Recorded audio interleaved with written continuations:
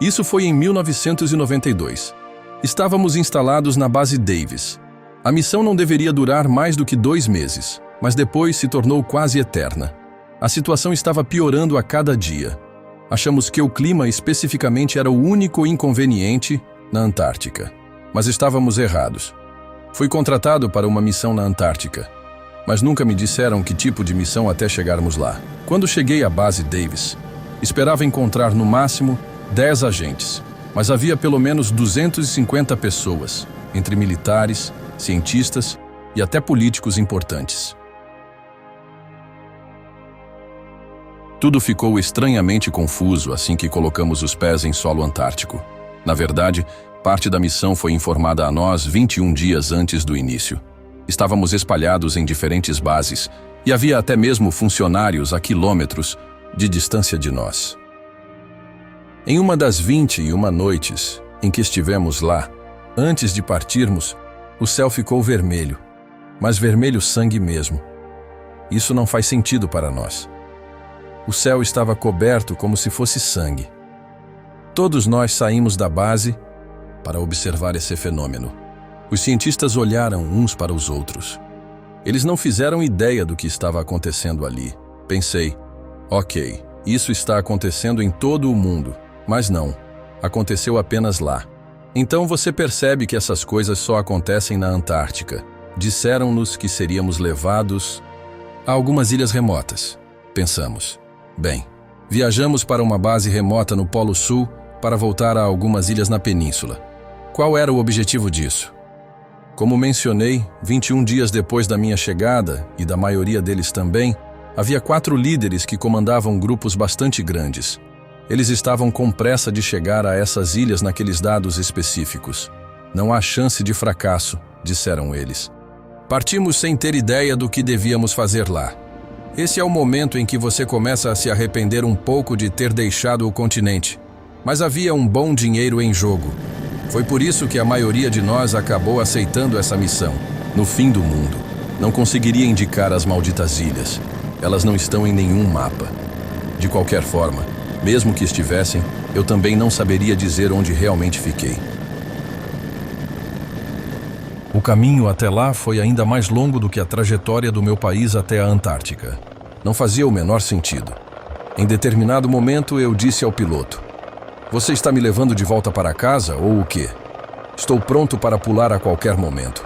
Mas então, quando você olha para baixo, percebe que está no meio do nada e se arrepende de ter dito essas palavras. Você está no meio do nada, literalmente. E de repente, aparecem ilhas. Outro clima. Vegetação. Como eu disse, a Antártica não faz um sentido lógico. Ela é inexplicável. Você precisa vivê-la para entender. Chegamos lá e havia outros soldados, mas eu não fazia ideia do tipo de roupa que estava usando. Nunca vi nada parecido em toda a minha vida militar. Eles eram, em sua maioria, azuis claros e brancos, com olhos cinzentos e azuis claros, protuberantes. Na verdade, honestamente não pareciam humanos. Essas pessoas pareciam ser de outro mundo, sabe? Eram como robôs. Eles acompanhavam tudo em detalhes. Nos dias seguintes, fiquei com raiva de vários deles porque estava incomodado com a atitude que tinham. Eles nos tratavam como cachorros, mas nem se davam ao trabalho de nos ouvir. Seguiam tudo de forma sincronizada, como se todos estivessem pensando a mesma coisa ao mesmo tempo. Era uma loucura total. Sabe, eles nunca se apresentaram. Apenas se dirigiam aos chefes, somente aos de alta patente. O restante de nós, eles nem olharam. Eram militares, mas não demonstraram nenhum tipo de gesto humano. Eu ainda acredito que essas pessoas não eram humanas. Apenas davam ordens. As 4 noites que se seguiram foram como um filme. Era possível ver luzes nos céus quase o tempo todo. Luzes vermelhas, azuis, verdes e amarelas. Parecia um aeroporto de sabe-se lá que tipo de tecnologia. Em uma noite, vimos milhares daquelas luzes colidindo umas com as outras. Houve uma guerra acontecendo nos céus daquelas ilhas, observando com espanto. O que podemos fazer? Um sujeito que conhecia um dos líderes muito bem porque ele era amigo de seu falecido pai, O perguntou várias vezes que merda era aquela, mas ele nunca respondeu. Vão dormir e se preparar, eles disseram. Tínhamos ido para uma guerra sem saber, e nem mesmo sabíamos contra quem lutávamos. Eles estavam apenas a grandes distâncias de onde estávamos, mas a noite dos fogos no céu, como a batizamos, foi incrível. Havia fogo no céu, sabe? E ficou lá por muito tempo no vazio. Algo estava queimando. Depois, vimos várias luzes caindo, mas nunca perto de nós. E não ouvimos nada caindo no oceano. Elas simplesmente desapareceram, como uma guerra de navios fantasmas.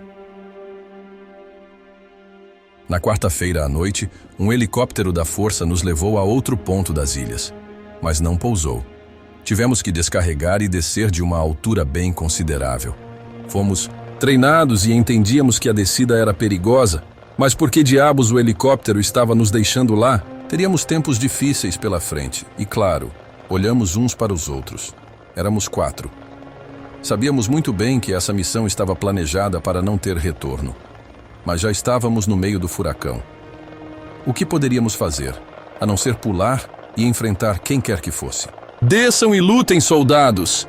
É para isso que vocês foram pagos. Vocês estão enfrentando o inimigo mais poderoso que a Terra já viu, e vocês estão encarregados de derrotá-los ou fazê-los recuar, pelo menos. Isso foi antes de pularmos. Depois, já estávamos morrendo de medo.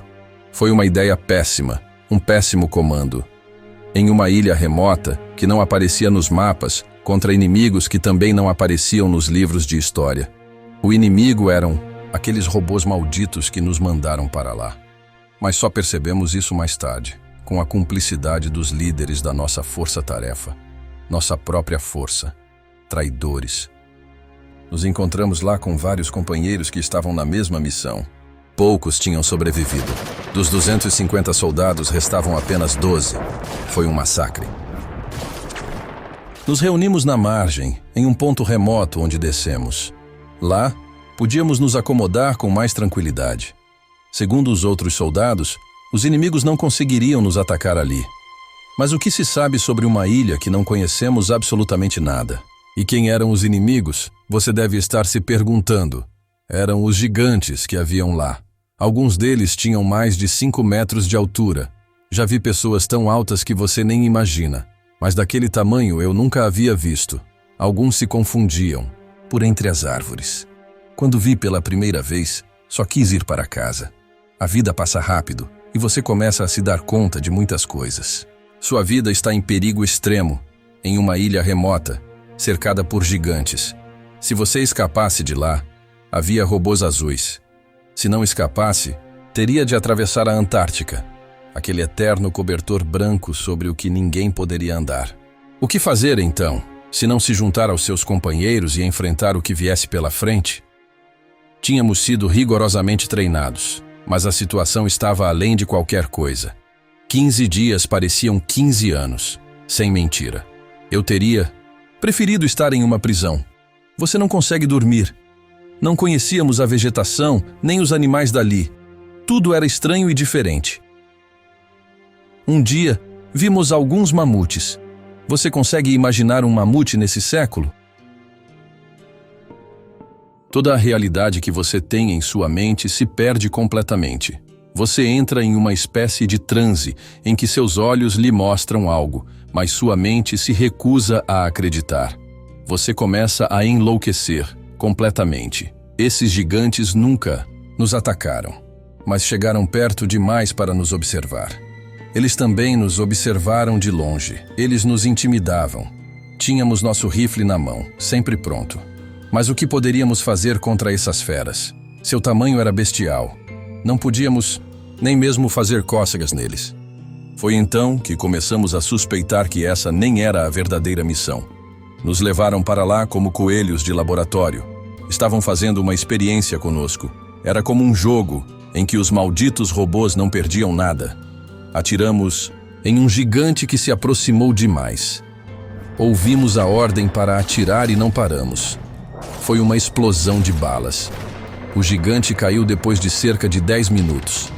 Ele nunca revidou. Foi a pior coisa que poderíamos ter feito. Não podíamos nem imaginar o que viria a seguir. Assim que o gigante caiu, os outros se enfureceram e a guerra começou. Naquele dia, aprendi que não se pode cometer erros nessas ilhas. Os gigantes tinham uma tecnologia que nunca tínhamos visto antes. Eles estavam atirando raios azuis em nós. Acho que era cobalto. Esses raios perfuraram vários de nossos companheiros. Tudo ficou irreal. Em um segundo, nossos homens caíram como moscas. Corremos o mais longe que podíamos, o mais rápido que podíamos. Quando olhei para trás, não havia mais ninguém. Nenhum só. Eu era o único que estava correndo para salvar minha vida. Os gigantes estavam me observando de longe. Se quisessem acabar comigo, poderia tê-lo feito. Acho que sentiram pena de mim, não sei. Mas eles me deixaram viver. Quando tive que parar, depois da minha corrida frenética, porque já estava sem respiração, um helicóptero apareceu acima da minha cabeça e uma escada desceu rapidamente. Eu nem sequer hesitei por um segundo. Subi sem pensar. Era o mesmo piloto que veio em busca de sobreviventes. Não havia mais ninguém. Eu havia fugido, da melhor forma que pude. Mas tenho certeza de que minha vida foi poupada. Então, chegamos até o ponto anterior das ilhas, onde estavam os pálidos. Eu os odiava com todo o meu coração. E então, eles me trancaram em uma sala. Contei a eles minha história, minha experiência e tudo o que aconteceu lá. Obviamente, eles me disseram que eu poderia contar tudo, pois ninguém acreditaria de qualquer forma. E eles me tiraram de lá da mesma forma que haviam me levado, através daquele eterno cobertor branco para a base Davis.